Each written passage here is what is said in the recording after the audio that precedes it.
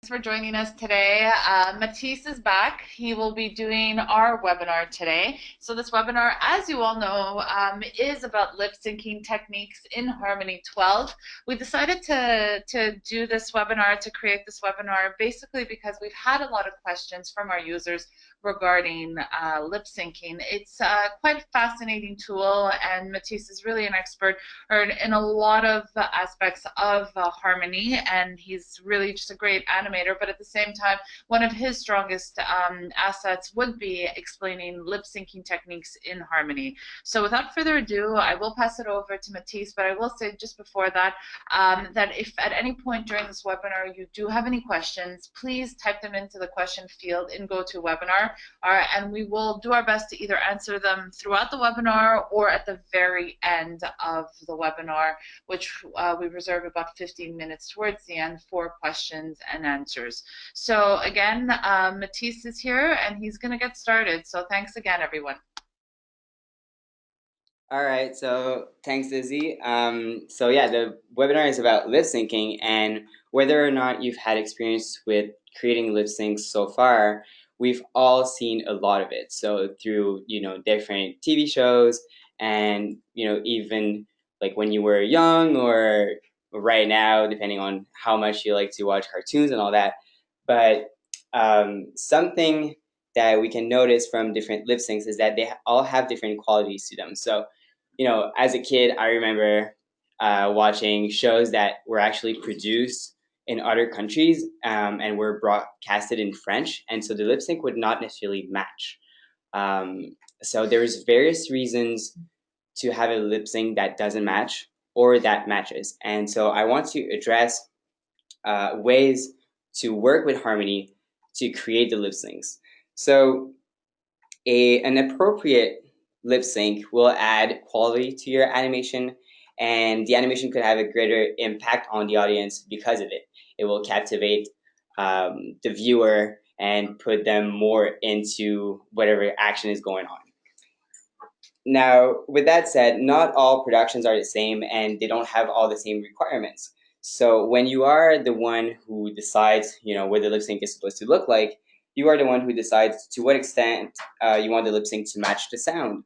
And so you could ask yourself a couple of questions, such as who is your target audience? Is it kids, adults? You could have something that doesn't match for kids, doesn't match for adults, or matches for kids, or matches for adults. What market your project fits into. So is it something that will be broadcasted like widely? Is it going to be like a feature film, a web series, TV shows, other types of projects? And what's the project style? So what does the style requires you to do? Are your character designs like looking like nutcrackers types of characters, or are they like anime, manga, or kind of they are closer to Disney's realism or Warner Brothers style? So all these will impact your decision on how to create your lip sync. So let's jump into harmony. And now that we would have decided, what style the character design and animation is going to be like, we'll focus on rigging the assets. So if you have watched my webinar about joints, you've seen me say that the rigging, creating a rig is basically laying down the structure that you will be able to use in order to do your animation. So it's a crucial point within your production. And there's various ways, there are various complexities that you could go to with the rigging, and they will impact how much you'll be able to modify the asset throughout the animation. All right. So in this webinar, I will show 3 rig structures from simple to complex, and I will address some tools provided by Harmony to create the lip sync. So the first thing that you would want to do before even rigging is actually setting up the drawings. In animation, there are some things called mouth charts, and you can find some on our own website in the docs. So if you were to go on docs.toonboop.com, you could type in lip sync, Let me just take you through it here, and you would click on the first link, which would get you to this marvelous page. So you would have to set up those different drawings within your drawing layer, and we're going to go through that. So these are basic shapes that you would need in order to represent different phonemes for the lip sync. So how will you be creating that? You would go and have a drawing layer that you could create by clicking here, add your drawings. Let me just hide this one. Okay. And so based on the mouth chart, let me just pick a color. I already know what the mouths are supposed to look like, but what you would do is draw in, your first mouth. You could go to the next frame, turn on your onion skin, draw in, and I'm going to draw loosely because I already have mouths that have been created and I'm going to use them instead of what I'm doing right now. But you would go basically frame by frame and create the different mouths that you need for the lip sync, right? So with the tongue getting lower and all that, so you would refer yourself to the mouth chart that we have on the docs.toonboom.com. I have already set that up, so I have a lip sync, well, a mouth chart here for my happy mouth, right? Because your characters will go through different emotions, so you might want to actually have a happy mouth chart lip sync and a sad mouth chart lip sync. So that often is the case in studios. And so what I did is now I'm taking you through all the different drawings, right? All my different drawings that are also in my substitution window from the library window, actually. And later, right after that, I have like the same mouth charts, but for like a sadder looking mouth. So once I have that, one tool that Harmony provides you with is actually something called auto lip sync. And so I'm going to take you through how that tool works. I already have imported some audio, but don't worry if you don't know how to do that. I will be doing so, importing other audio later on. So I have my audio track here.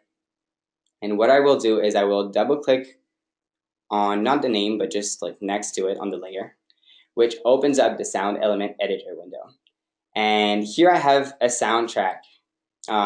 This one I have already launched a detection, but usually you would not have the mouth move here.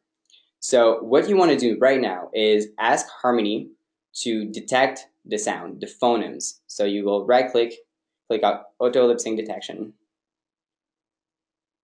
And then you will see that when you scroll here, it assigns some mouths to whatever it heard. I'm going to close it here, and I'm going to go over the sound wave file. I'm going to right click, I'm going to click lip sync, and I will say map lip sync.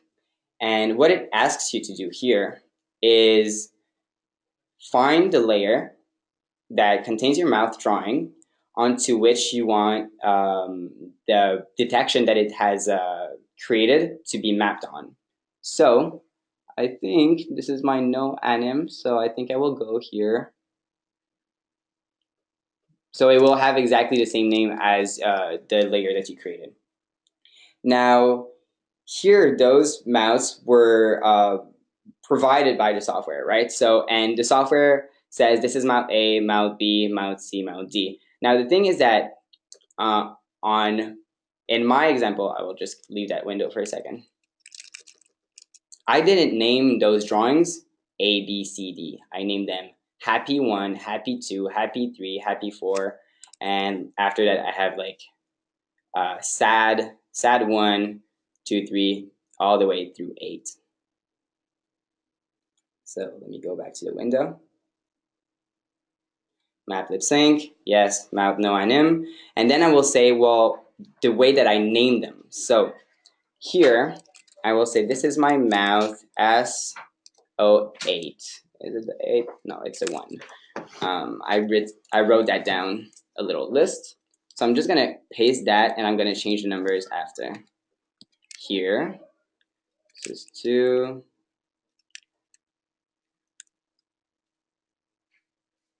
6, and 8. I have an extra mouth that I'll show you after that is not part of what the Harmony recognizes and maps. So I'll do OK.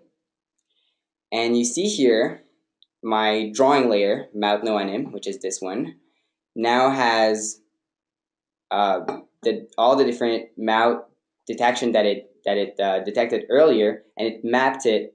And at every single time that you see a little bar here, it means that it's a new drawing that shows up.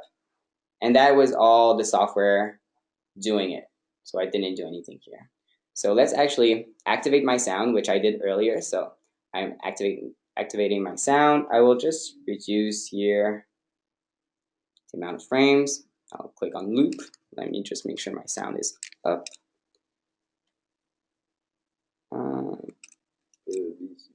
Oh yeah, the sound. Oh, you can't hear the sound in the webinar, I think. So, okay, so I will explain to you what's going on over here. You would hear it on your own computer, so don't worry about it. But here, the thing is that the auto lip sync will create a foundation for you to work from. So it will not be exact. It will sometimes generate too many mouth shapes. It will sometimes generate not enough mouth shapes, and it might not hit the phonemes exactly at the proper time. But you also can have this detection work really well. So actually, I wanted to import another audio file. You won't hear it, sadly, but this one here, it didn't match so well. So it basically just laid down a foundation for me to work from and adjust. So when I do have adjustments to make, I can just activate the scrub button, which would allow me to scroll through my time and hear the exactly like at where I am on which frame, so that I can decide, oh, okay, here it should actually be like an O mouth or something like that. So then you can go through your frames and adjust what mouth shape is being shown. So you could remove some mouth shapes, or you could add some more, or change them, all of that. So with this audio file, and you will have this scene at the end of the webinar, so when we will upload it online, you will see that with this sound file, if you were to do the test yourself, you'll see that the detection wasn't great. I'm going to import another sound, which actually creates it and maps it very well. So I'm going import sound. I have this soundtrack here. It uploads it here. And if you were to, I'm going to let you do that, but when you will map, do the detection for the Buddy soundtrack, you'll see that it works really, really well, and there's almost no change to be made. So although the lip sync detection might not always create a great result, it's not necessarily bad in a way, because you could use it for many different reasons. For example, when I don't need a lip sync to match perfectly, I could just, create the lip sync, have the lip sync be generated automatically by the software, and not have to spend hours doing it, which is great. If I have a couple characters in a crowd, like secondary characters in the background of a scene, maybe they need to be talking, but I don't want to spend time, generating those random mouths for a conversation that I don't hear. So I could just launch the detection and map a random set of mouths onto their mouths. So that could be really, really useful, or like if they're at a show or anything like that. Now, if we are to stray away from the automatic lip sync, you would do it manually, right? So through the use of the scrub and the fact that you can hear the audio, obviously. Oh, now it works. Okay, randomly. Okay, great. Actually, I'm going to be able to show you. Okay, so I did some modifications now, but... So I said to him, look, buddy, you're... Oh, that's, wait, that's not the proper line. Never been at anything. Okay. He's better at this than I have ever been at anything. Okay, so this one isn't necessarily great, right? But if I launch the detection, so yeah, launch detection for this one, lip sync detection. Okay, close. Click here, map the lip sync to the no anim. Great. I'll do that again.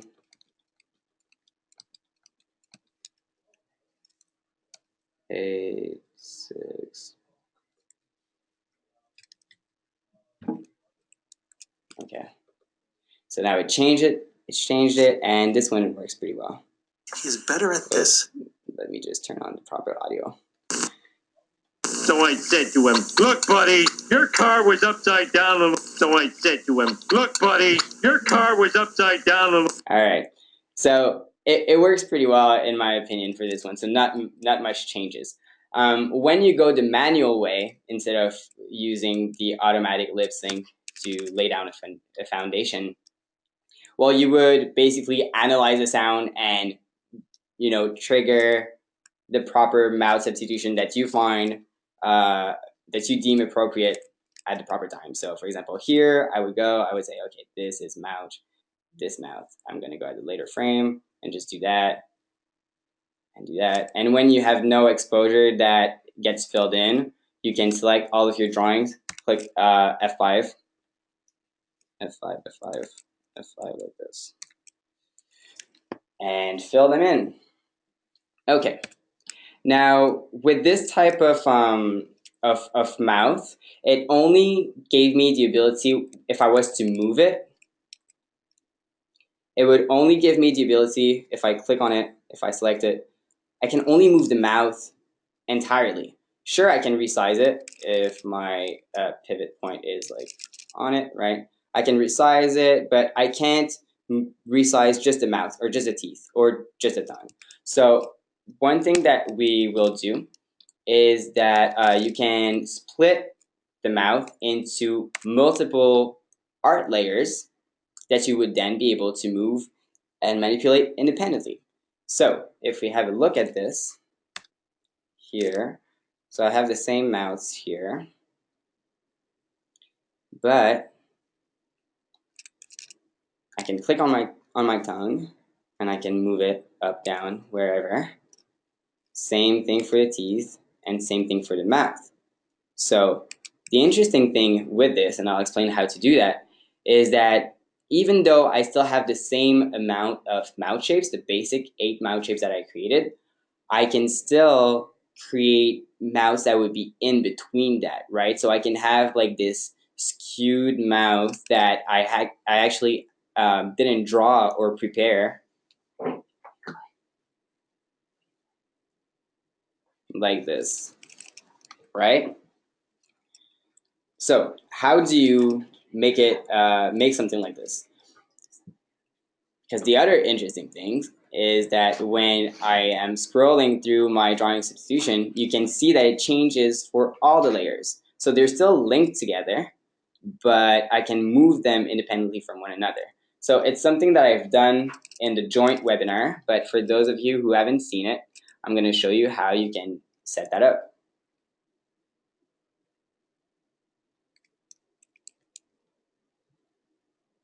Okay. So let me reset the peg. Okay.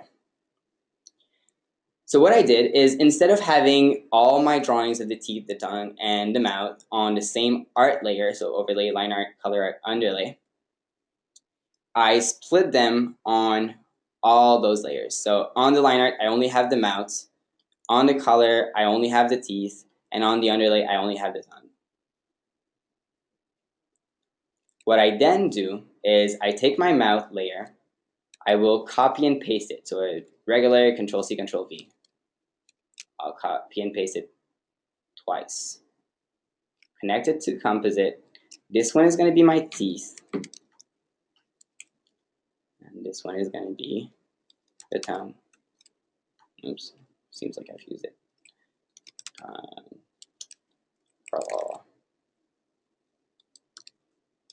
Like this. All right. So the thing that I need to do now is to say, on my mouth layer, I only want to be able to see the line art. On the teeth layer, I only want to be able to see the color art. And on the tongue, I only want to be able to see the underlay. How do you do that? You go inside all of their properties. Within the drawing tab, you will specify that you need to only see the line art. So you will uncheck all the other art layers. I did it for the mouth already. I'm going to set it up for the teeth. So you see that they appeared here. And I will do it for the underlay, the tongue. Okay. They're currently not showing through the mouth, which is problematic. So in order to have them show through the mouth, basically what I want to do is I want these assets to only be visible within the mouth interior color. How will I do that? So let's just have a look at my color palette for a moment. Right, I have the mouth, the teeth, mouth interior, the tongue, and some other stuff. I will go and use something called a color override. So a color override is something you can connect to a drawing, and it will allow you to pinpoint and target specific colors within the asset so that you can do things with it. So it might seem a bit complex, but it's really, really useful. It's one of the strongest nodes that, or most powerful, I mean, nodes that you have in your repertoire. So here, what I want to do is I want to say render only the mouth interior. So actually say render selected color, drag the mouth interior. Why am I doing this? It's because I'm going to say teeth and tongue, you can only be visible within the mouth interior color. So this one only renders this out. Then, in order to say you can only be visible within or outside of something, you need to use a cutter. So I'm going to cut the teeth. Whatever is being cut is on the rightmost port. Whatever is being cut by is connected to the left port. So it's going to get cut by the mouth interior color, like this. And here, yeah, I want to actually put them here in front. Okay, so currently they're being cut by the mouth interior. What I want is to invert the cutters so that they're being shown only within that specific area. Okay, so inverted cutters showing through a color. So you see now I can select all of my different layers in order to animate them independently. I will add pegs on both the tongue and the teeth. Command or Control Shift P to have individual pegs on top of them. And we would have to set the pivot so that it makes sense, right? At the moment it is at the dead center 0, 0 coordinate in our camera view. So I'm going to go ahead and use the translate tool, which is a tool that allows me to reposition the pivot point. Okay. And because I have done a regular Control C, Control V, they are actually the same drawing, the same element, which means that when I switch a drawing substitution for the teeth, it switches the drawing substitution for the mouth and the tongue because they are the same thing and they're linked together. But I have just a little bit more options in terms of the mouth shape that I create. So that's pretty interesting. And you can still map, you'll be able to map the detection on it. It should work fine with this because they're all linked together, so you won't even have to do it 3 times.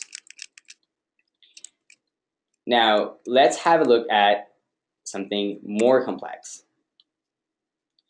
Okay. Let me go on the first frame of my timeline. All right. So something, actually I'm going to show you the end result and we're going to go and build it together. All right. So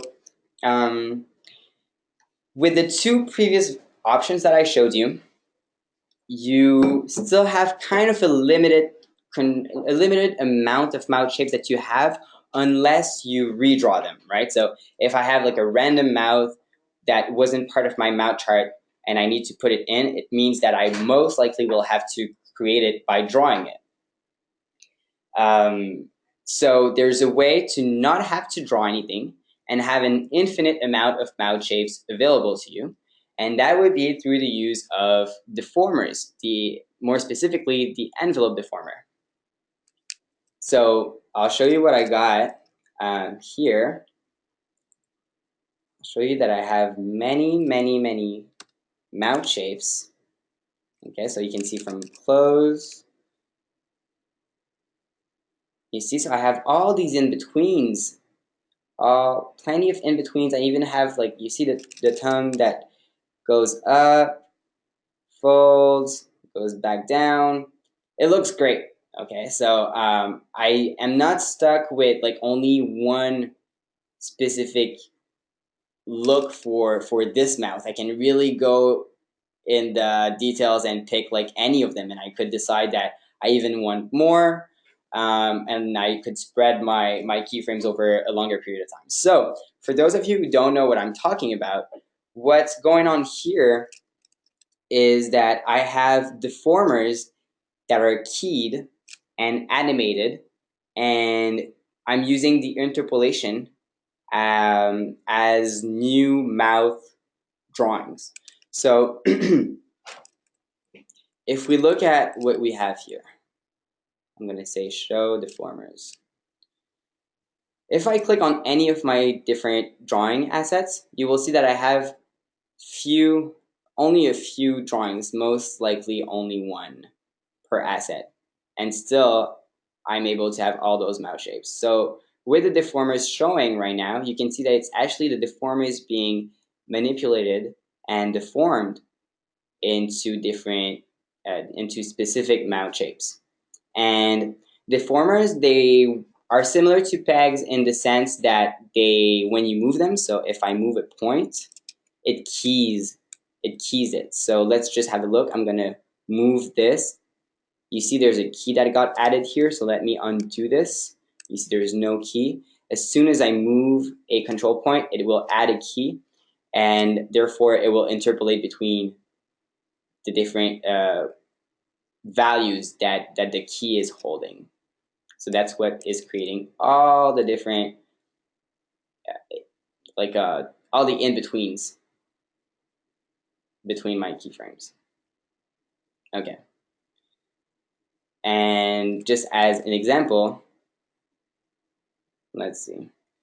If I was to take my keyframes and spread them over a longer period of time, it means that between this position and this position, now I have even more options of mouth, right? Of mouth looks and mouth positions, basically. So just by spreading over the keyframes, you generate more interpolation and more options. So I'm going to go over how to create this as quickly as possible. Okay, I'm going to go back to... So what I did, just so you know, when you get the file, you will see that there's different colors, right? So the basic, the kind of like middle where you have like this drawing spread over multiple art layers. And then I have 3 steps for how to create the one that is more complex with the envelope deformers. What is for sure is that I have 2 lips, right? So I made an upper lip, a lower lip, which are actually looking exactly the same. I have an upper teeth. I created a lower teeth drawing layer, but I'm not using it. I haven't filled it with anything. I just left it there in case you wanted to use the system for your own characters. Then I have the tongue, and then I have the mouth interior. So the inside of the mouth color. So what I'm going to do first is I'm going to select everything, and I'm going to add individual pegs. Control-Shift-P. I'm adding individual pegs so that I can animate every single drawing independently. Then I'm going to go and use my deformation toolbar. If I click on the rigging tool, by default, you're not on the envelope deformer. So the envelope deformer is one that you have to specify to the software that you want to use. And here, I would, for example, do something like this. Set up a deformer. And this deformer allows me to move the upper lip the way that I want to. Okay. So I'm actually going to delete this because I need to do one more setup before I set up the deformer. Right now, we obviously see that all the assets look kind of weird and they're all visible, and that's not what we want, right? So all of the assets except the lips are supposed to show only within the mouth, not everywhere. So what I'm going to do is I'm going to use a color that I'm going to use as a mask, and I'm going to use it both for a mask that cuts away elements and a mask that reveals things. So let's do this together. I am going to click on the V in order to create a stroke that I'm going to connect to my drawing like this. So that's the upper lip that I'm on right now. And in my color palette, I already created a color named Cutter, which is bright green because I know it's not supposed to be visible. I'm going to do this. And I'm going to take, again, a color override, which is going to say, this one, I'm going to connect it right in the connection of the upper lip. And I'm going to say, character color, I want this cutter color to not be visible first. Great, it's not visible. But what I want as well, actually, how did I do this? Okay, we're gonna do it the other way. We're gonna do render the selected color. I'm gonna go first by cutting away parts. Okay, render the selected color. I'm gonna say I need to cut some things here. Use the cutter, and I want this area to cut all that it should be inside the mouth. So all that should be inside the mouth is like all these other nodes. I'm going to put a composite under them so that I have a single connection out of all those assets. So they're all still there. They're going through composite, which just gathers connection and outputs them as one, which is what I need because my cutter can only hold one connection in it. These are the things that are getting cut. They are getting cut by this, which will render the green cutter. Okay. I will remove that a little bit. What I also want is for the lower lip, so I'm going to delete this or deactivate it by pressing D. I want the lower lip. I will do exactly the same area. That's going to be green.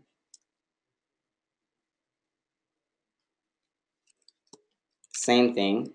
But this time, I'm going again to use a color override.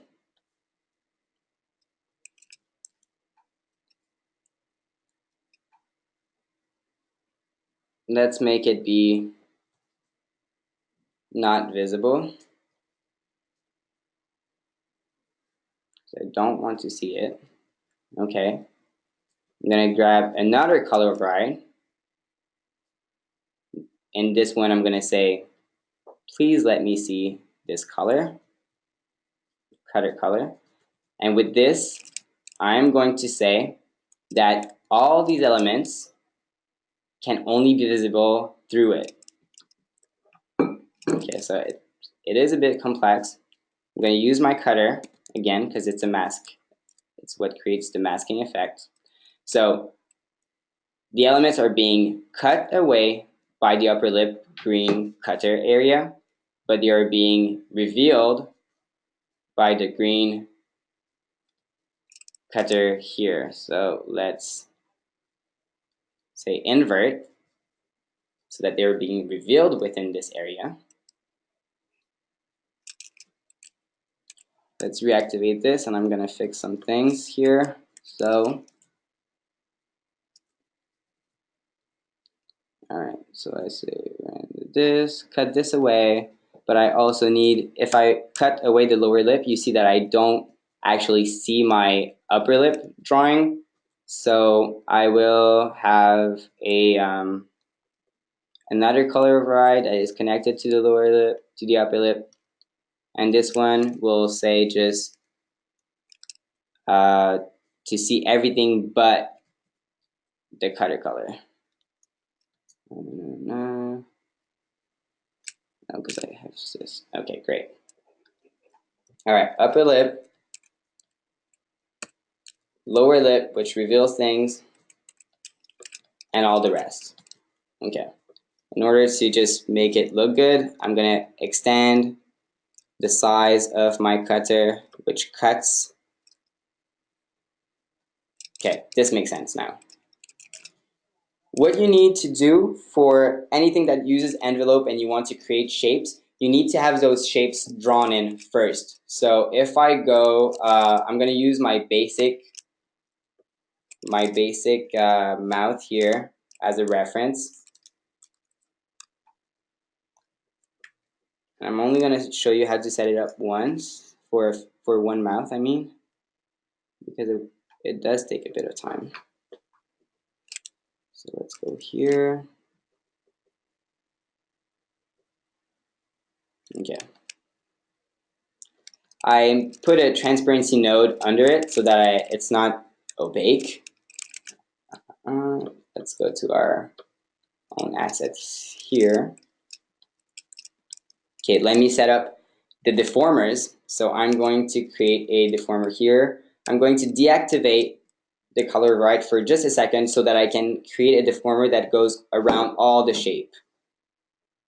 So I go on my rigging tool, I go on my tool property, I make sure I'm on envelope. And I create those points. And I decided to have a point in the middle of the mouth. I think you could go and not have a point here.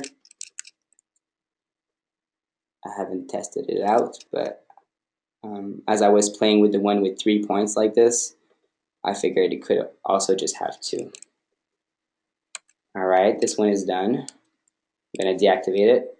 I'm going to go on the lower lip, and I'm going to do the same thing. So, or actually, instead of setting up another deformer, I'm even going to copy and paste this one. Copy and paste. Okay, and I'm going to rearrange it.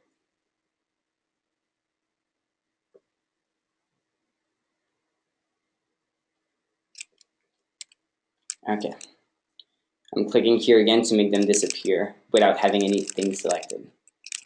And let's see, okay, I have this activated. So let's go to my second frame. All right, so you see it's transparent. I'm going to match my drawings here to it. So they're no longer exposed. Let's just actually go in our timeline and have all of the drawings that are here be extended, have their exposition be extended for longer, so that they are visible on my camera for all those frames. I clicked F5 to extend. Okay, what I want now is to match, for example, this mouth, all right? Let's do the upper lip first. I'm gonna say show deformer, and I'm gonna go ahead and map it to the shape that I know the mouth should have. As I move the deformer points, it creates the keyframe. I'm going to go and show my lower lip deformer, and I'm going to map that.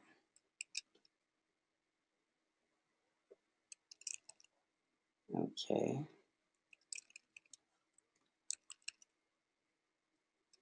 Here.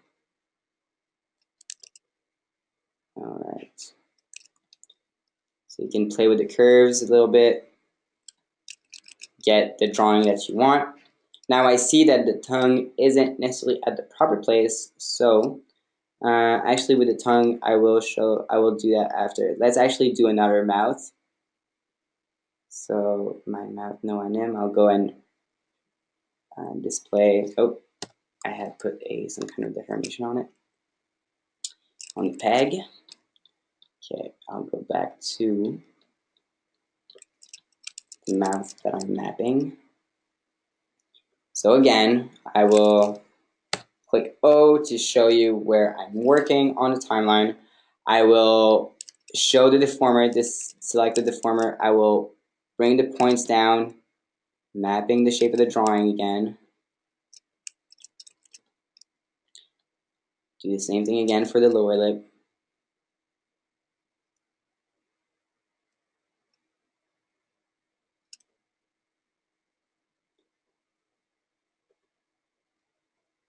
All right. Okay. So I'm going to go ahead and have these two mouth shapes to show you the tweening and all that. Okay. So here's what I got. Let's position the tongue appropriately. Maybe I want it to be here actually. Like this. Maybe on the other one, I want it to be lower. And I'm just going to position the pivot here so that it moves. All right. Okay. So at the moment, what I have are two keyframes. And what I am going to do is space those keyframes apart from one another.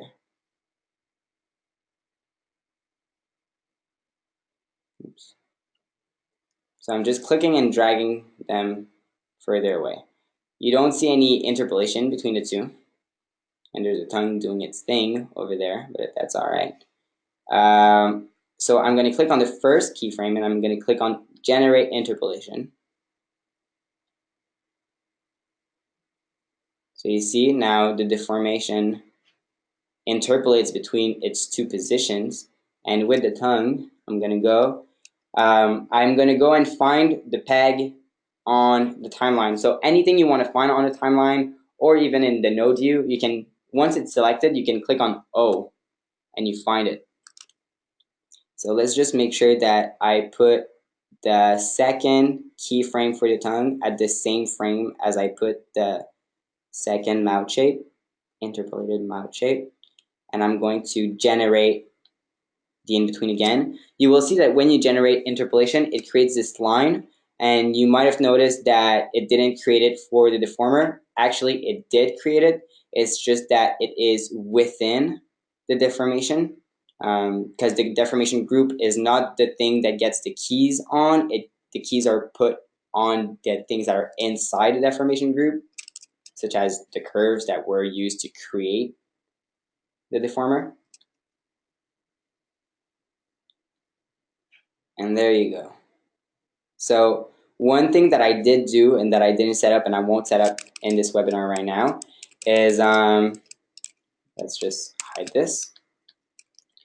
If I show you the final that I have here, let's go, oh, that's not the final one. This final one here.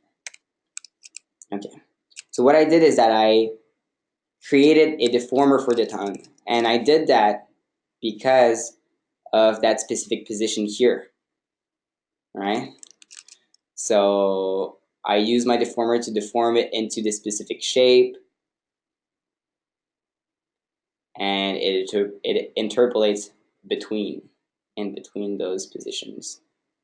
So that's what gives me all these mouths to play with. So it's more setup. It's not necessarily something that you would need, that your production would require. It is something that is fun to learn how to do and master. So, if you're curious, I would encourage you to try it. Use the document I will provide you as a guideline on how to do it. And I think we're now ready for questions. We are ready for questions. So I'm going to move in just a little bit closer to Matisse so we can hear everything. So we have about 14, 15 minutes left in this webinar, and we do have a lot of questions. We also have a lot of great feedback. So Matisse, thank you. Everybody's super impressed with your work, and everybody has lots of questions. As Matisse said, the scene files will be uploaded to our website, and the URL to that is toonboom/webinars, toonboom.com/webinars. That scene file will probably be uploaded at the very latest Monday. Hopefully we'll do our best to get it up tomorrow, but check back in with us within the next couple days, and there will be a recording of this webinar and also the scene files for you to take a look at. So the first question, or the last question that we had, was from Jeff, and Jeff wants to know, so this deformer setup wouldn't work with auto mapping, would it? No, it wouldn't, because it's not different drawings. It's not different drawing substitutions, which is what the auto lip sync feature requires you to have. So, like, all the different mouth shapes with a deformer are created through me just moving the deformers around, and doing so creates the keys. So instead, like when I want to create that O shape later on during the, let's say that here I have to create an O shape, I would go to the place where I have the O shape on my deformer, like here. I would grab that key, copy it, and at the frame where I need the O shape, I will paste it basically. So that's how I would do my lip sync. Instead of having a bunch of different drawing substitution separation on drawing layers, I will end up with a bunch of different keys. That's cool. Thanks for answering that. Karina had an interesting question as well. She wants to know, can you map saved lip syncs to new or imported mouths? Once created, can you map the mouth?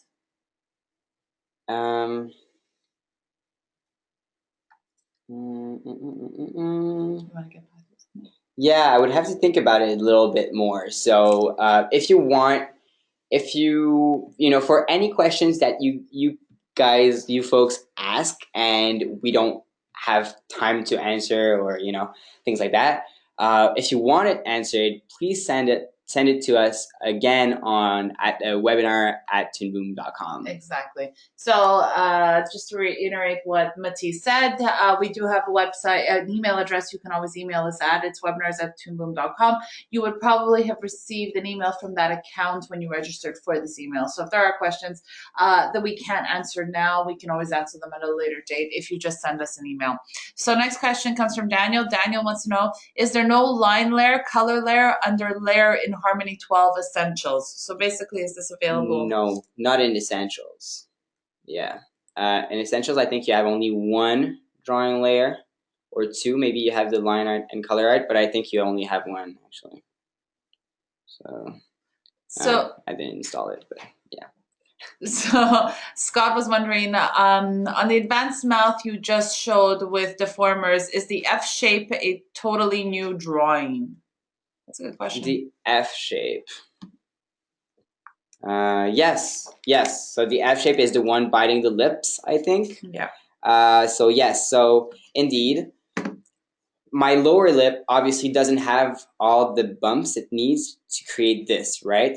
So that's when I have created a second drawing. So this one, what is interesting actually, is that, let me remove this frame. So copy F7 to remove a keyframe. Okay. I had this mouth shape, and then I had this one where I substituted this lower lip drawing for this, okay? Now, the funky thing is that you can't interpolate between drawings, between substitutions, right? So if I look at the interpolation that it gives me, like this, obviously this is not supposed to happen. So what I did is at the frame before this key, I created another key where I would show the deformer and make sure that we wouldn't see this odd corner of the mouth here. So I don't know exactly the shape that I created, but you know, I mapped it so that I wouldn't see it. And I would actually make sure that the lip doesn't go so high. So I would go like here. Let me see. Yeah, something like that. Like here. Right? So I'm only trying to get my lower lip just as low as it will be in the final position. So I just made it a little bit too high here. But I would make it just a little bit lower so that in the interpolation it flows, and all of a sudden it just changes drawing. So that's how I did it. Cool. Tori also has a question regarding Harmony Essentials. So Tori says, I'm using the trial version of Toon Boom Harmony Essentials, I'm assuming 12.2, and the line art button nor the color art button won't show up. Where can I find the buttons and how can I keep them on my screen? Right, so you would need to have advanced or premium. This is one of the things that is not available within Essentials. One thing that I am going to say is that even if you do have advanced or premium, you need to activate the overlay and underlay. How do you do that? You go within your preferences. So on Mac, under the Harmony, on PC, Windows, Edit, and Preferences. I'm just going to do the little shortcut. And under the Advanced tab, the first thing you'll see is Support Overlay and Underlay Art. So it will be unchecked. You will check, and you will have your 4 art layers showing up now. Thanks for that. That's really helpful for all of us who are on Harmony Premium or Advanced. Rashid wants to know what version of Harmony are you using? 12, 12.1, 12.2? 12.2.1. That's the one I'm using. So 12.2.1, Rashid, is our latest version, and it has the most bug fixes as well. So if you're on support, you would have been able to download that version for free. Jeff wants to know, can the shape keys be pasted into the library and then pulled into a timeline to speed up the workflow? Yes. So one thing you can do, is template my mouth. So there's different ways to do templates. You can template a structure. So you could template all of this. Right now, I do have animation in it. So if I am to copy this, go in my library window, and for example, I will say right to modify because you need to do that in order to be able to paste in a library. I will do Control V. It will just ask me how I want to name it. Mount deform maybe.